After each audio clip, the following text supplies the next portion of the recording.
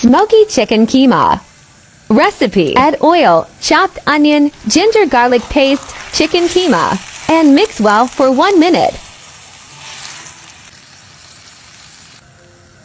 Now add salt, red chili powder, turmeric powder, garam masala powder, black pepper powder, coriander powder, and zira powder.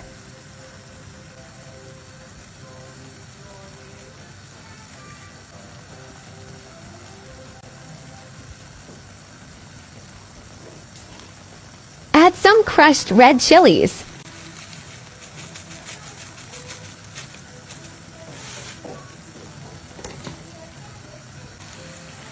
Now add chopped tomatoes and cook it on high flame for 10 minutes. Add yogurt and cook it for 5 minutes on high flame.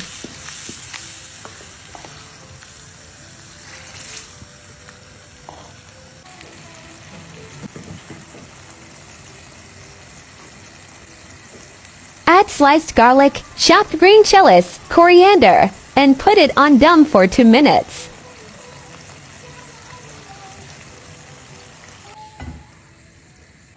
Now put it on dum with a piece of coal for a minute. Delicious chicken smoky keema is ready to serve.